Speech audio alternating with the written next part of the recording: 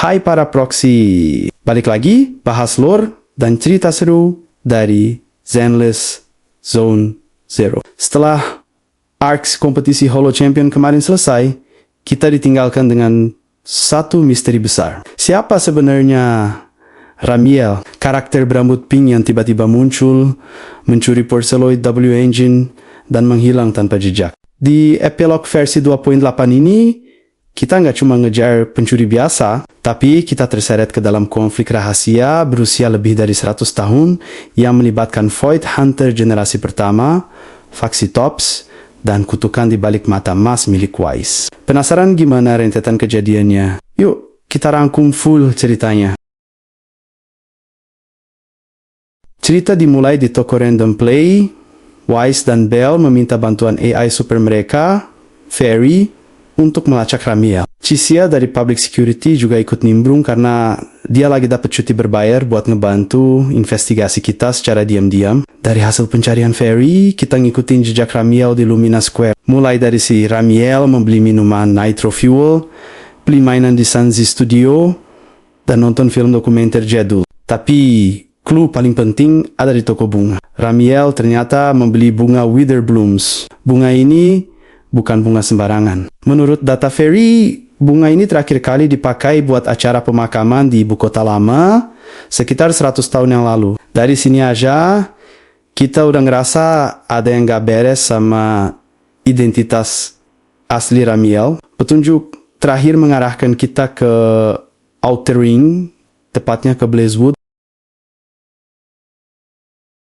Sesampainya di Blazewood, kita ngobrol sama anak-anak Sons of Calydon. Bernice yang sempat bertemu Ramiel, ngasih tahu kalau Ramiel sempat nanya lokasi Holo terdekat. Gak cuman itu, faksi Tops dan Rusty Cliff Corp ternyata lagi ngerahin banyak banget robot tempur ke area tersebut. Jelas, mereka juga lagi memburu Ramiel. Tanpa basa-basi, tim kita langsung masuk ke Holo. Tapi di tengah jalan, Billy tiba-tiba kena hack virus Trojan dan kita dikepung sama robot-robot mech dari Tops.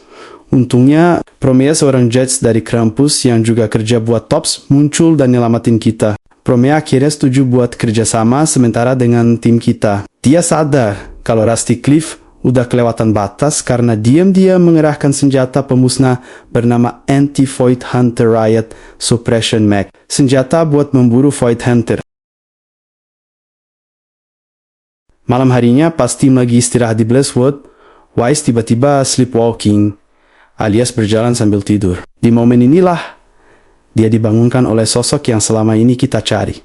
Ramiel. Ramiel membongkar identitas aslinya. Nama sebenarnya adalah Ramiel dan dia bukan peserta kompetisi biasa, melainkan seorang Void Hunter generasi pertama dari lebih dari 100 tahun yang lalu. Ramiel bilang dia nggak bisa balikin W Engine itu sekarang karena benda itu adalah kunci masa lalu yang sangat dia butuhkan. Dia juga berjanji kalau dia bukanlah musuh kita. Sayangnya, sebelum dia pergi, Cisia yang panik malah nggak sengaja nempelin alat pelacak ke badannya Ramiel.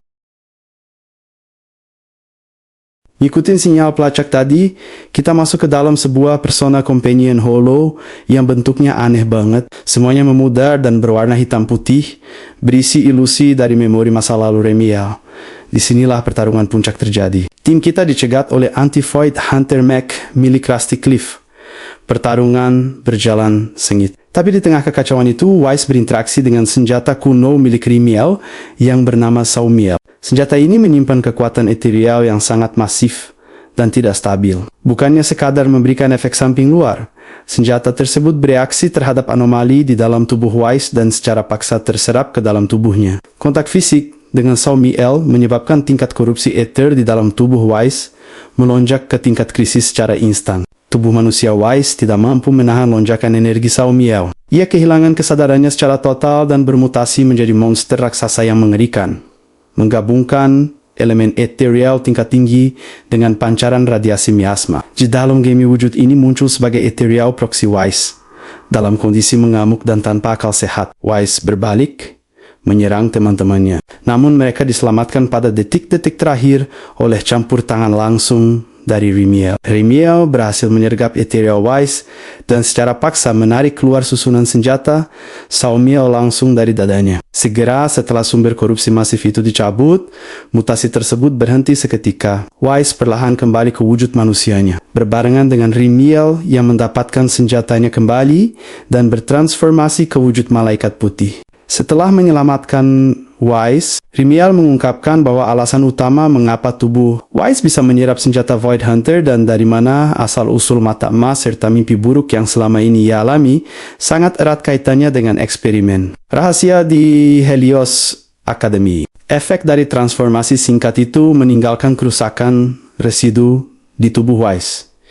Tapi ada harapan. Remiel menyuruh Wise untuk pergi ke sebuah tempat bernama Roskillifer, karena di sanalah ada seseorang yang bisa menyembuhkan matanya secara permanen. Setelah itu, Wise pun kehilangan kesadaran. Wise akhirnya terbangun di kasurnya di Random Play. Semua selamat, dan Remiel bahkan menepati janjinya dengan meninggalkan Porceloid W Engine di atas meja. Tapi cerita belum selesai. Random Play tiba-tiba kedatangan tamu penting, Felina dan Norma dari Roskillifer External Strategy Department. Mereka secara resmi mengundang Wise dan Bell ke Roskillifer, sebuah zona udara tertutup yang melayang di atas New Eridu untuk mengobati kondisi abnormal Wise. Namun, Felina menjatuhkan plot twist besar di akhir. Dia memperingatkan Wise untuk menjauhi Remiel. Dan kenapa? Karena saat ini, Remiel dan adalah buronan kelas S.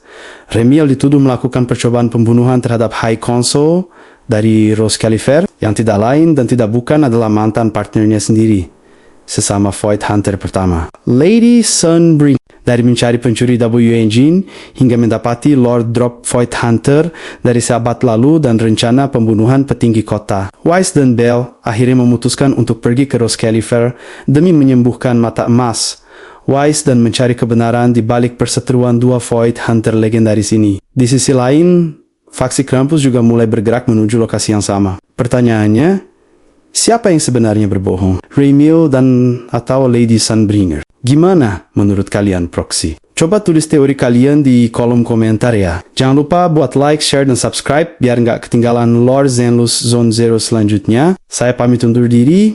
Sampai jumpa di Roskillifer.